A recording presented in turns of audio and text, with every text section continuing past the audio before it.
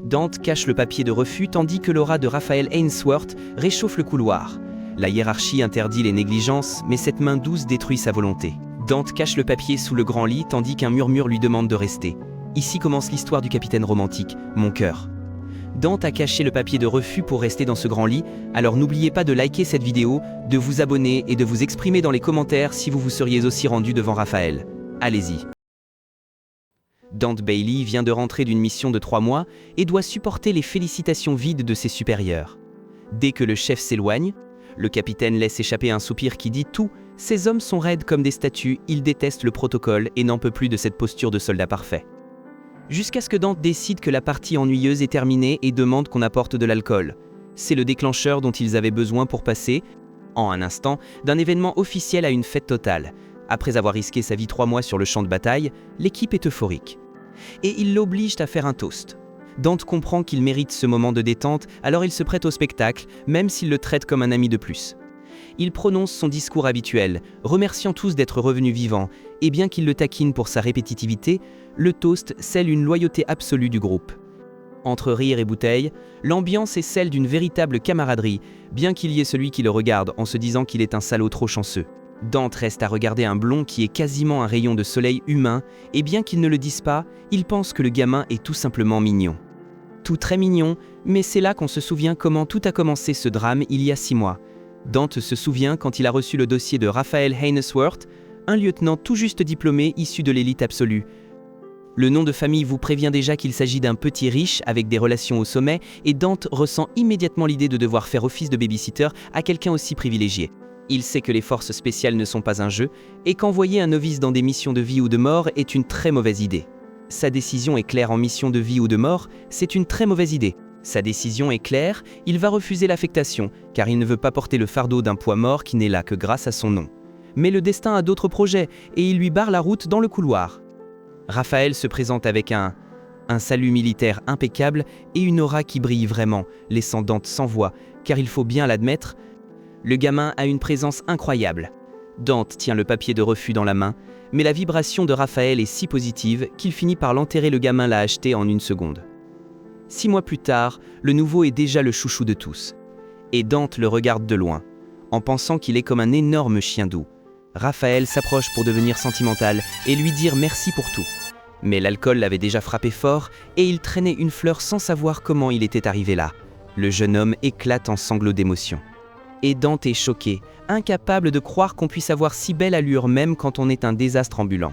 Au final, le capitaine doit le porter, car Raphaël ne peut plus rester debout. Et l'ivrogne profite de l'occasion pour choisir la chambre qui lui plaît le plus. Dante enfin laisse Raphaël dans le lit, et le blond est tellement abruti qu'il obéit à chaque ordre de repos avec une tendresse qui finit par désarmer le capitaine. La situation devient un peu suspecte quand Raphaël invite Dante à partager le lit parce qu'il est large, poussant le capitaine à ne penser qu'à quel point le garçon ressemble à son ancien chiot. Avec la lumière éteinte et la porte verrouillée, Dante réalise que la hiérarchie militaire a disparu puisqu'il s'est retrouvé à devenir la nounou personnelle de son subordonné. Pour se débarrasser de ses nerfs, Dante lui pince la joue pour insolence, et Raphaël devient tout rouge, confirmant que l'atmosphère entre eux a complètement changé dans cette pièce. Finalement, le capitaine capitule et s'allonge à côté, mais la curiosité le gagne et il lui demande s'il a une compagne. La réponse le laisse abasourdi. Car il ne peut croire qu'une personne avec ce visage n'ait jamais eu de rendez-vous. Raphaël enquête sur la vie amoureuse de Dante et découvre que son capitaine a bien plus d'expérience que tu ne le crois. La tension devient écrasante quand le novice sent quelque chose de ferme contre sa jambe et panique en remarquant la réaction physique si évidente de Dante. Au lieu de cacher son amusement, le capitaine se tord de rire en voyant la tête effrayée de son subordonné. Il le serre dans ses bras pour continuer à se moquer de son agacement. Raphaël tente de se cacher, mort de honte, en rejetant toute la faute sur lui. Dante devient sérieux et lui propose son aide pour régler le problème sur le champ. Raphaël se laisse aller et accepte l'offre de Dante parce qu'il veut, selon lui, apprendre des meilleurs. La tension explose enfin et il s'élance tête baissée vers ce qui suit, sans regarder en arrière. Le capitaine prend les commandes et lui montre comment ça se passe avec un baiser qui s'embrase rapidement en quelque chose de bien plus physique. Ils passent la nuit ensemble et visiblement, la chimie entre eux vient d'une autre planète. Coupure 2 jours plus tard, Raphaël a disparu sans laisser la moindre trace, laissant Dante fou à regarder son téléphone. Au capitaine, c'est plus son orgueil que son dos qui lui fait mal à cause de ce qu'ils ont fait et il ne comprend pas pourquoi le novice lui plante un regard si méchant. Juste au moment où Dante jette l'éponge et sort pour se clarifier l'esprit, il tombe sur Raphaël debout devant sa porte. Mais l'ambiance change brusquement parce que le gamin est complètement détruit, le visage couvert de coups et de coupures. Raphaël entra, terrifié, et s'effondre par terre en suppliant pardon, convaincu que Dante va le renvoyer de l'unité. Le jeune homme est tellement traumatisé qu'il pense que sa carrière militaire est terminée à cause de cette nuit-là. Dante ne comprend rien et le bloque net. Pour qu'il explique qui lui a mis cette tête-là, Raphaël s'excuse de ne pas avoir répondu au message, mais jure que c'est parce qu'on lui a détruit son téléphone au milieu du chaos. C'est là qu'il lâche la bombe, sa famille a tout appris, et son père, un gros bonnet, l'a battu à mort pour avoir couché avec un homme. Dante reste figé en réalisant que le niveau de violence de ces gens n'a aucun sens.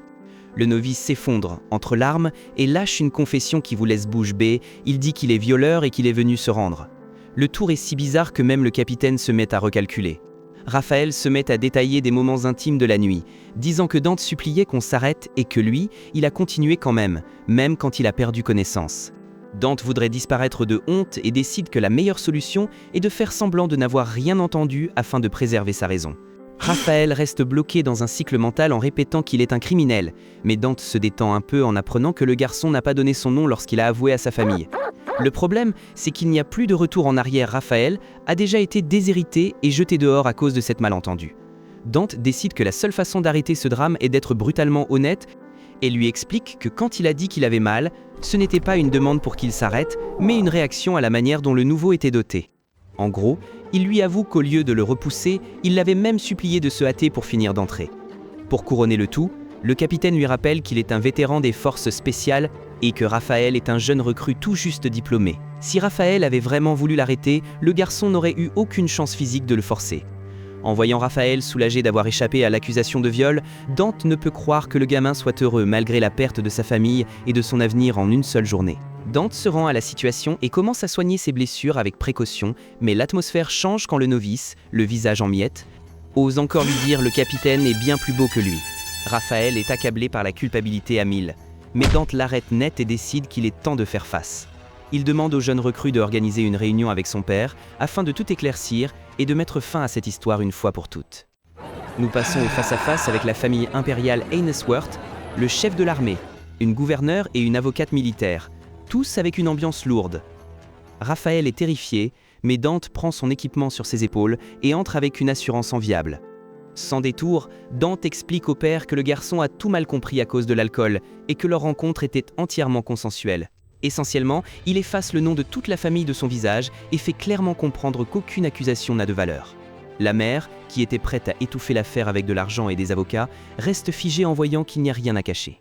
Dante rejette toute compensation financière, se rendant compte que, bien qu'il soit froid comme la glace, au fond, tous priaient pour que Raphaël soit innocent.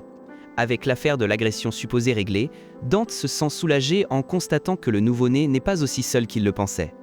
Mais la calme ne dure pas longtemps, car il faut maintenant passer au deuxième problème de la liste. Extrait de narration. Dante profite du fait que Raphaël ait renversé sa boisson, extrait de narration pour l'envoyer aux toilettes et l'éloigner ainsi de la ligne de feu. Extrait de narration. Maintenant seul avec les gros poissons, il se dresse avec une honnêteté brutale. Extrait de narration, il s'en fiche des promotions et de ce qu'il pense de lui. Il ne veut qu'une chose, protéger son subordonné. Extrait de narration sans détour, Dante reproche au extrait de narration général d'avoir utilisé la violence au lieu de la loi militaire. Extrait de narration et ment en disant que c'est lui qui a cherché Raphaël cette nuit-là. Extrait de narration, le plan tourne de façon inattendue parce qu'au lieu de s'énerver, extrait de narration, le vieil homme éclate de rire en voyant quelqu'un avec tant de caractère et semble même fier de son gendre. Extrait de narration, le général suppose automatiquement qu'ils forment un couple officiel. Extrait de narration et Dante reste figé, en train de recalculer tout. Extrait de narration. Il sait qu'il ne peut pas avouer qu'il s'agissait juste d'une nuit de passion devant les parents. Fragmentaux de narration, sans gâcher l'image qu'il vient de construire. Il n'a d'autre choix que fragmentaux de narration, accepter la situation et suivre le courant du beau-père. Le général est fasciné par l'audace de Dante, et il le considère déjà comme l'exemple à suivre que son fils avait tant besoin. Dante n'a d'autre choix que de savourer les compliments et de feindre de suivre le courant, tandis que le mensonge devient officiel aux yeux du vieil homme. Les choses deviennent tendues quand le général lui propose même le nom de famille, et Dante doit improviser en disant qu'il aime s'occuper des plus jeunes pour justifier le lien. C'est un moment extrêmement gênant, mais cela suffit à ce que le patriarche lui accorde enfin sa bénédiction absolue. Les parents commencent déjà à organiser le mariage et à demander des dates. Dante doit donc freiner le char comme il peut pour qu'il s'éloigne enfin. Heureusement, ils s'en vont convaincus que Raphaël est entre de bonnes mains, le laissant seul pour assimiler tout ce chaos. Juste avant que la zone ne se dégageait, la sœur de Raphaël apparaît, avec une aura bien plus sereine.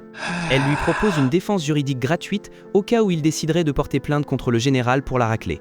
Elle lui laisse sa carte et l'avertit que le nouveau reste toujours dans les toilettes, mettant fin à cette rencontre étrange avec une alliée qui semble enfin avoir les pieds sur terre. La sœur de Raphaël lâche un dernier détail sombre avant de partir quand ils étaient enfants. Le général les punissait s'ils pleuraient, alors ils ont appris à cacher leurs larmes en ouvrant le robinet. Avec cette petite joyeuse de traumatisme familial, Dante pénètre dans la salle de bain pour retrouver le nouveau venu, qui tente de se reprendre en main pour retourner à table. Seul face à la nourriture, Dante s'excuse pour le chaos, mais en profite pour lui faire payer le véritable crime, l'avoir laissé seul le matin suivant, sans un mot. Raphaël, mort de honte, avoue avoir entendu absolument tout ce qui a été dit avec lui facturer le véritable crime, l'avoir laissé seul le matin suivant, sans dire un mot. Raphaël, mort de honte, avoue avoir écouté absolument tout ce qui a été dit avec sa famille pendant qu'il était caché.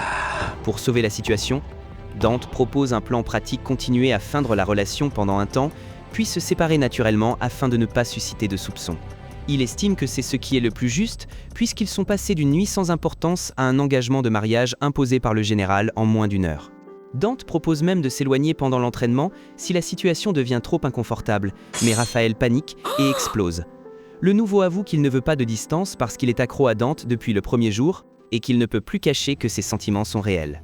Raphaël s'effondre complètement et avoue que c'était un coup de foudre parce que Dante était le premier à l'avoir traité avec respect et non à coups de poing.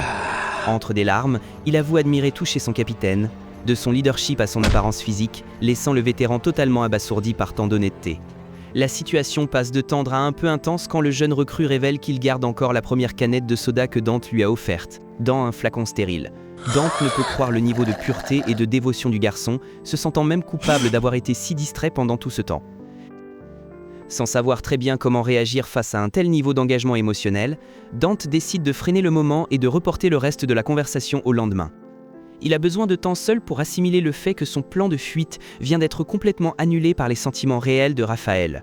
Quel niveau d'intensité avec cette canette de soda? Si le novice la garde dans un flacon stérile pour ne pas que son sentiment s'échappe, n'oubliez pas de cliquer sur le bouton s'abonner.